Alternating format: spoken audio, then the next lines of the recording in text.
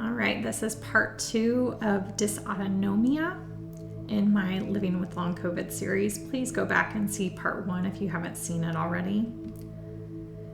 So, lifestyle management of dysautonomia is encouraged prior to or along with medical management. So, a good way to have the cardiologist or the doctors to take you more seriously is to already be doing all the things that you can prior to medical management. Sometimes they're going to be reluctant to put you on medications if you're not already performing these things. I have a wonderful 15-minute video. I'm going to toot my own horn. I spent a lot of time on it. Linking right here, it explains in depth how, why. I am going to go over this information very quickly in the next 3 slides, but this is the more detailed version, so I encourage everybody to watch it. So the non-pharmaceutical treatment is basically 2 to 3 liters of water daily, combined with at least 2 grams of sodium upon awakening, and then 1 gram every 4 hours after that. We're talking about a max of 10 to 12 grams of sodium daily, and that's with your doctor's permission. If you have high blood pressure, then you really need to talk to them about that. Elemental, nun, broth, and buoy. Those are all good ways to increase that salt.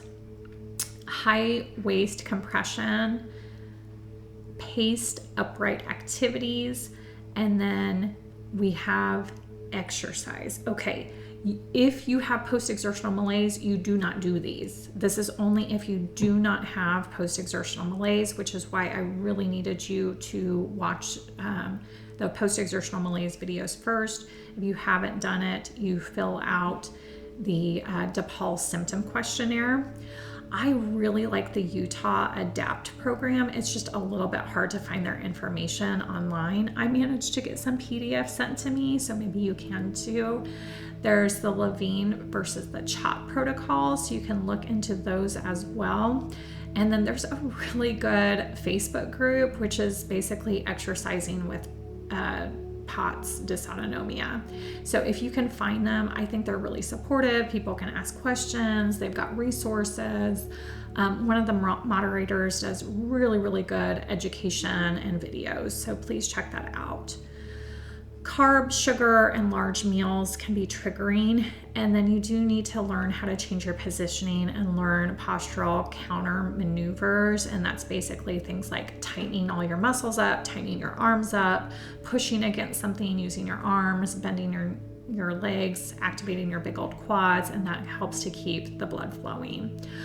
For people that do have post-exertional malaise, one of the things that I think is the easiest for everybody to do is basically to try, when you are sitting upright, to use an exercise ball which engages your legs, and so that keeps the blood flowing a little bit better. If you're not engaging through the legs, then your knees need to be above the hips, or you basically need to be sitting cross-legged or having those legs elevated. And those things, it makes it a lot easier for your blood to circulate. This is also out of the other video, but basically anything we can do to maximize our venous return. So that's why using our muscles help get blood up to your heart. Having really good breathing, so working on that diaphragm breathing is really important to get blood back up to your heart. Gravity, so some of those positions we just talked about, that helps to get blood up to your heart. And then let's talk about why perhaps some of our Ehlers-Danlos people have it more of an issue.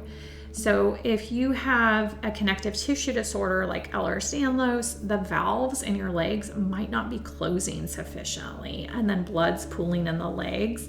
And this is also a lot worse if people lock their knees, and that's really common with hypermobile Ehlers-Danlos. So don't lock your knees. Remember what the choir teachers always said: if you go out on stage and sing and you lock your knees, you will faint. Okay, so what's happening is that when those calf muscles especially are engaged, it's really driving that blood up to the heart. Also, if you've got low blood pressure, you're more likely to faint if you aren't sufficiently hydrated or if you have Ehlers-Danlos. And then you also have more adrenaline in your system. So if you are basically running out of adrenaline, it predisposes you to dysautonomia and postural orthostatic tachycardia syndrome. And so really working on supporting your adrenals and your kidneys is very important. There is a really good book out there.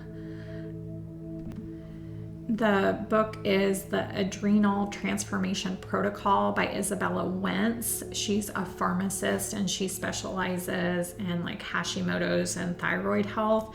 And I think that could be really good for anybody that wants to do a more structured program that can kind of help with this stuff. I apologize, the next couple of slides are pretty text heavy, but we're talking about the medical management piece.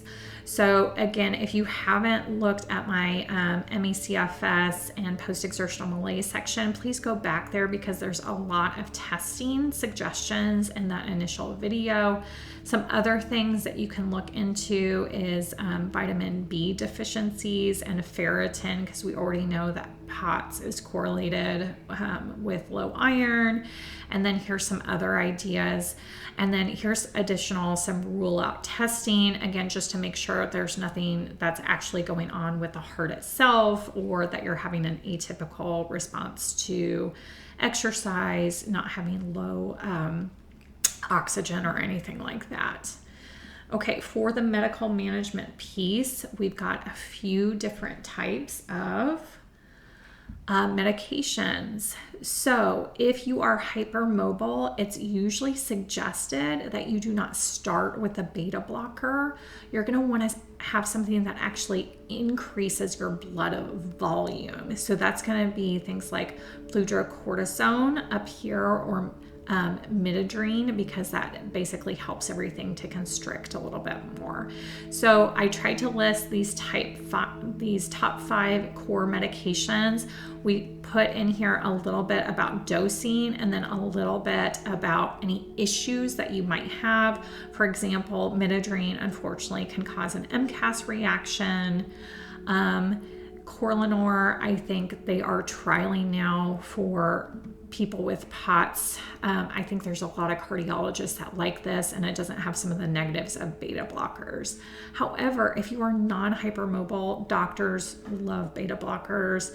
They're going to put people on propranolol first. If you have any issues with that, you might suggest nadolol as a second choice. Dr. Maxwell, who was in the book Disjointed, he wrote the Dysautonomia chapter, and he says he really likes nadolol. So doctors that are not very familiar with dysautonomia might not like that as an option. And again, there's other things to trial if you are more hypermobile, but if you can't tolerate then nadolol might be a good second choice.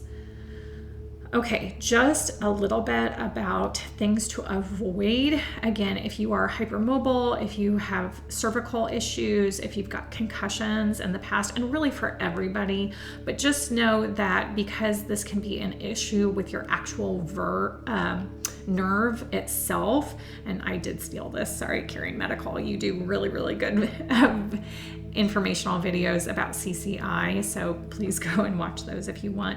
But our head is supposed to be stacked, and if it's not, then it's going to basically be causing issues with pulling through that neck and pulling through that vein or pulling through that nerve.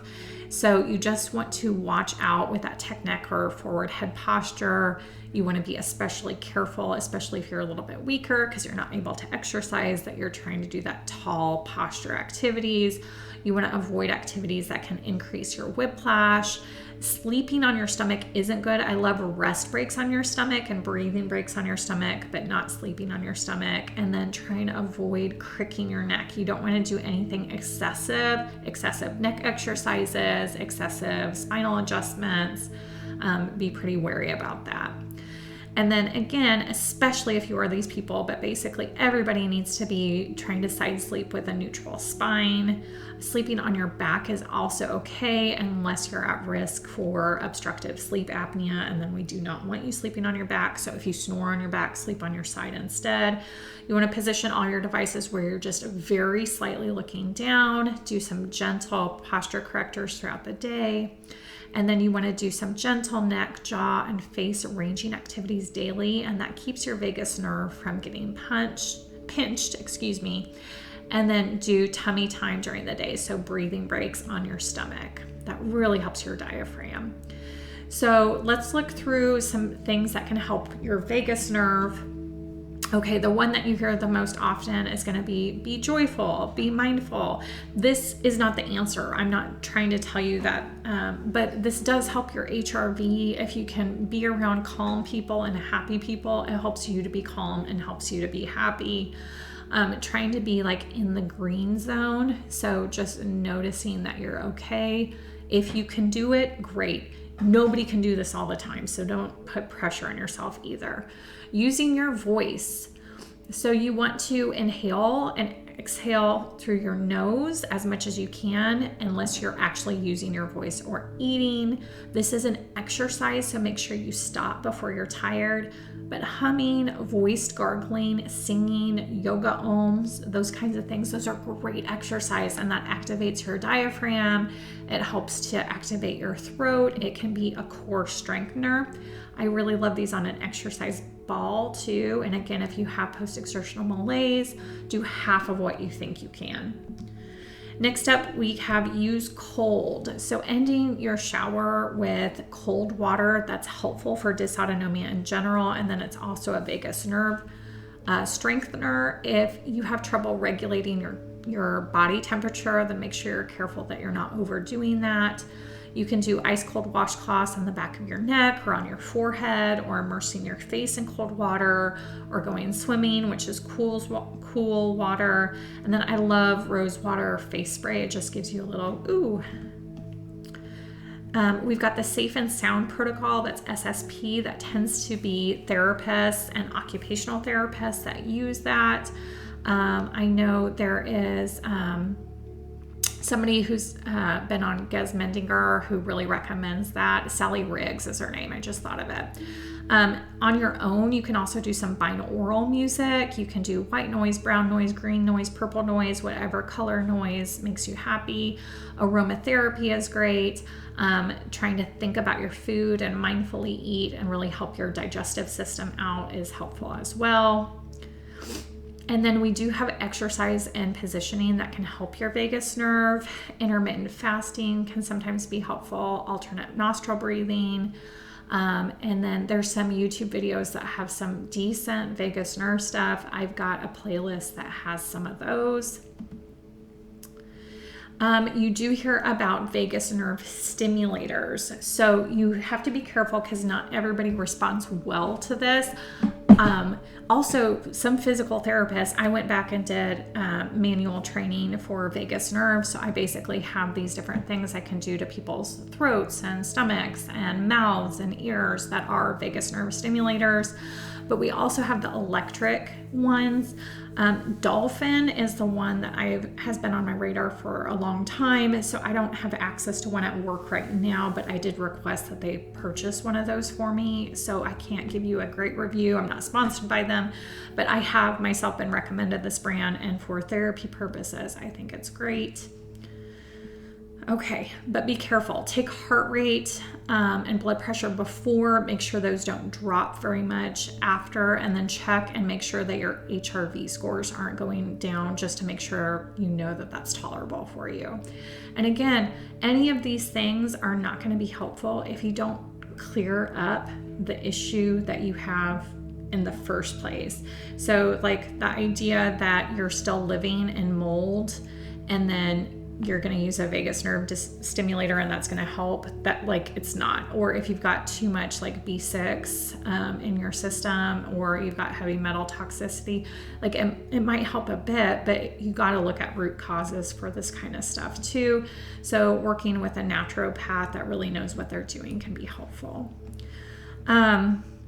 I just want to point out that there are some dysautonomia resources. So Standing Up to POTS podcast is really good. Peter Rowe is one of the first, I'd say, specialists in dysautonomia. His name's everywhere. We've got Dysautonomia International that has really good stuff. So please check out these resources, and best of luck to everybody. Hope this wasn't too fast. Sorry about that.